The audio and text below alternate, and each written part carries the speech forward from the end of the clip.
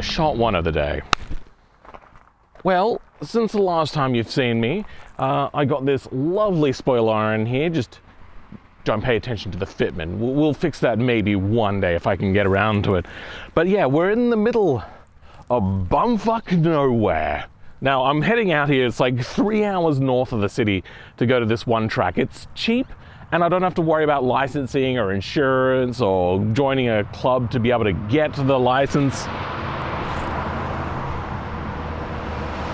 I'm over 2 hours north of the city, and I can't get more than 30 seconds of like no traffic, and there's goddamn flies everywhere. Anyway, we're pretty ready to go. We got the 4.3 diff in here, as you saw in the last time, but oh my God, terrible decision when you're gonna go on a 3-hour road trip. But I'm kind of miffed with this new helmet I got. I actually have, and it may not look like it, a ginormous head. It is so goddamn big. And I previously had a helmet that was big enough.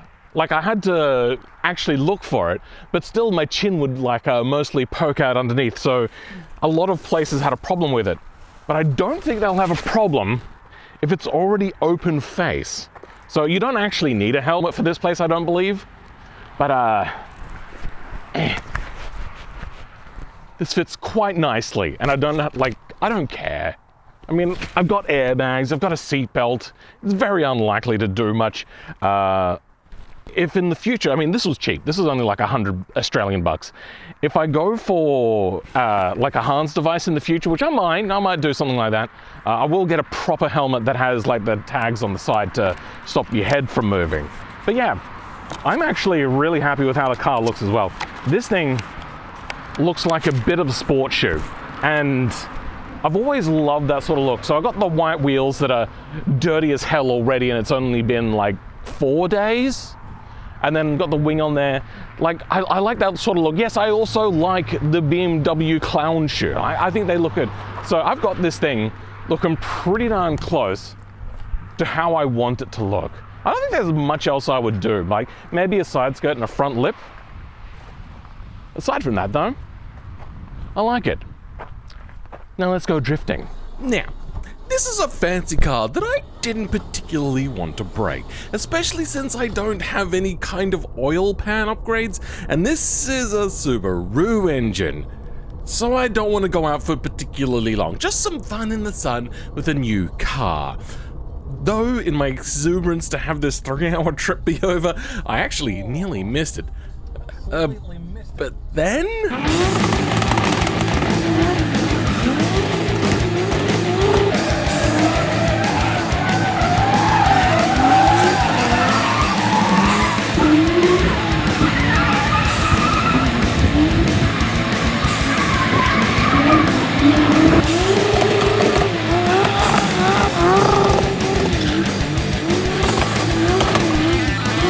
Oh, hell no.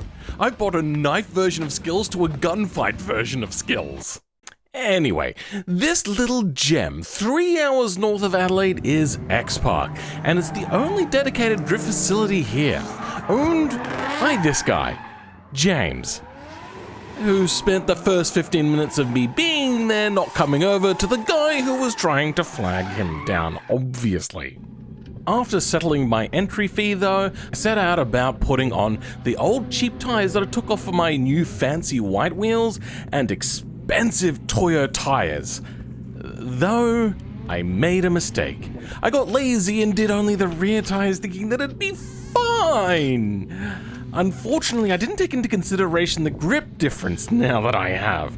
This problem was exacerbated by my next issue. My perfect seating position that I had gotten used to was completely ruined by the fact that my helmet was huge and I had to drop the rear of my seat to be able to even fit inside properly. No matter. I white-knuckled it, I lined up for my chance. Let me be clear. Only one person or one team is allowed on the track at once, and the rest just sit there, sitting back and watching. my nerves were racked. And then pulling up for my first drift for the first corner, I suddenly remembered that I haven't actually drifted on a track in about 17 years. Was I going to be okay? Okay, well, the handbrake sucks.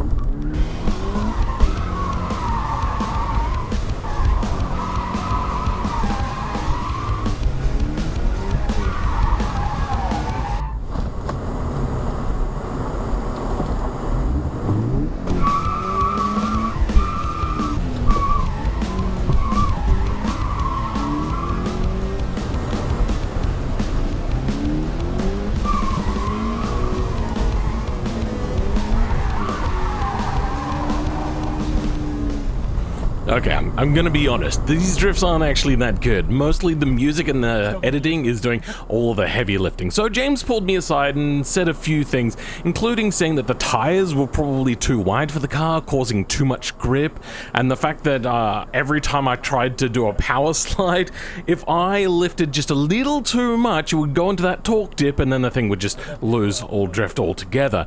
He suggested, however, though, for me to get a little bit more practice, I should probably start with doing some donuts. So we started with that.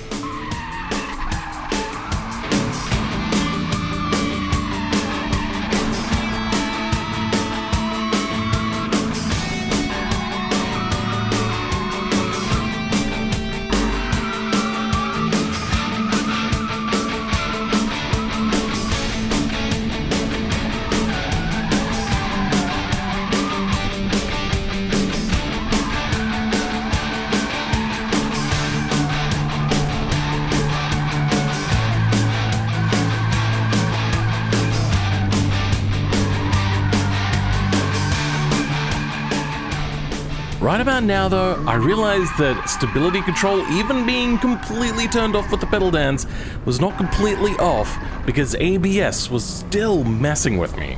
Yeah, that was a bit of a pucker moment.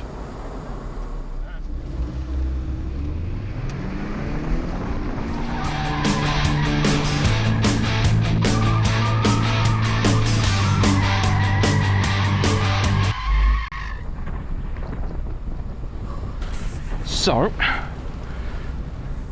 due to a lack of talent and a lack of power, I think I've proven pretty much that this car is not good on track either, or at least for drifting. It just doesn't have the guts to really keep pushing when you really want it to keep pushing. I know that I meant to feather the throttle a lot more, so then the thing will basically have pressure lockup constantly back and forth, but it didn't do it.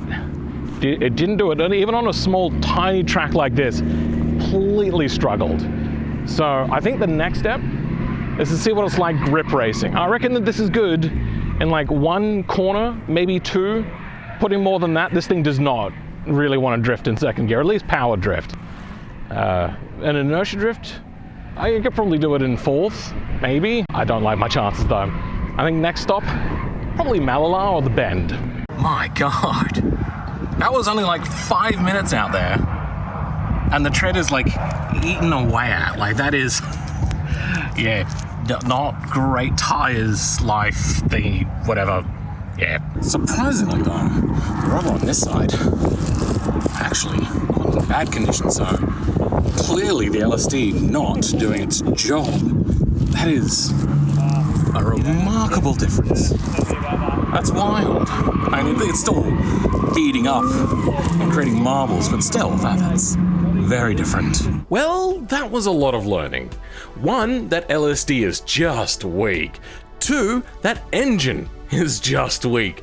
3, my skills are just weak. And 4, okay, being surrounded by big walls like that is so scary. So I never really felt like trying to properly inertia drift. I was actually about to try it when suddenly the ABS was finally starting to become like a real hindrance and a real problem.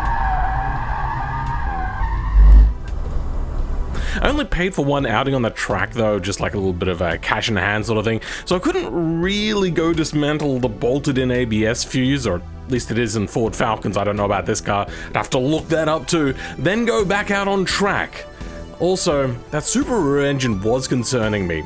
so I wasn't really about to jump back on the track anyway. If I was to drift again, I'd go much less grippier tires, definitely at least add on some headers and a tune, and spend a whole day practicing. But not on this track, and not with this torsion LST. I used to drift at Malala, where you could inertia drift your underpowered car with plenty of runoff if you stuff it up. But if I had a cheaper car though, oh hell yeah, bro, I would go all out into one of the walls. But yeah, all in all, I'm quite underwhelmed with this car. If it was a third of the price it is when it's used at the moment, I'd be much happier. But at $20,000, this car I'm definitely not happy with. If you want to see me take it to Malala or the Bend though, go ahead and like and subscribe, all that sort of stuff, and that will be coming in the future. Also, don't forget to check out my big channel, compared to this one at least, Filmman86. But for now, I'll catch you all next time. Goodbye.